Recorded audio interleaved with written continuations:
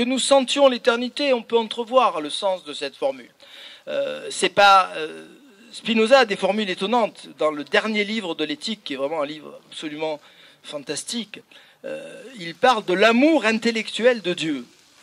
C'est très troublant, l'amour intellectuel. Qu'est-ce que c'est l'amour? Jusqu'à maintenant, on séparait complètement l'amour, la passion. Bon. Spinoza n'est pas un adversaire de la passion. Il pense qu'il y a de bonnes passions. Il pense qu'il y a des passions tristes.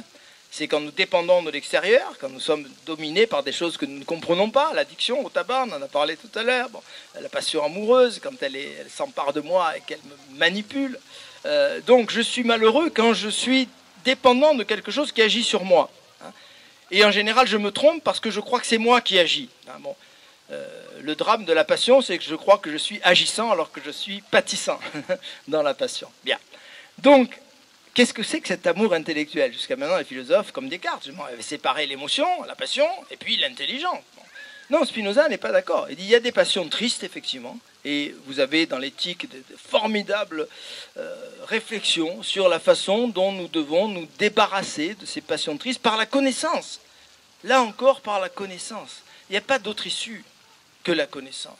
Tant que je n'ai pas compris ce qui m'arrive au niveau de la passion, il n'y a pas de solution, il n'y a pas d'issue. Il faut que je comprenne ce qui se passe, quel est ce rapport, quelle est cette influence que je subis pour m'en déprendre. Tant que je n'ai pas compris ça, quand je crois que c'est moi qui suis en train de tirer les ficelles, je m'en sortirai jamais.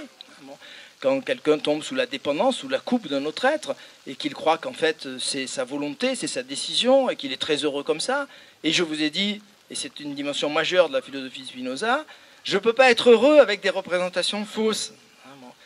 Et les psys, et en tout cas Dalmasio et d'autres, ne sont pas loin de donner raison à Spinoza là-dessus. Je ne peux pas être heureux.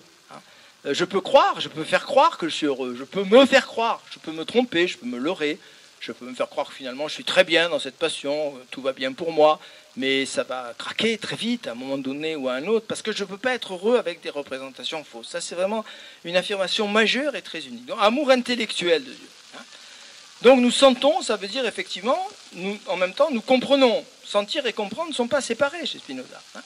Quand j'ai compris ce qu'est la substance, ce que sont les attributs, quand j'ai compris ce qu'est la causalité, quand j'ai compris effectivement que quand je crois être libre, c'est que j'ignore les causes qui agissent sur moi. Le libre arbitre, dit Spinoza, c'est l'ignorance des causes qui me détermine.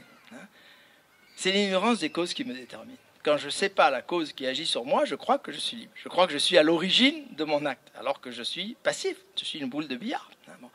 Donc c'est la connaissance qui me libère et seulement la connaissance qui me libère. Donc nous sentons que nous sommes éternels, on entrevoit le sens.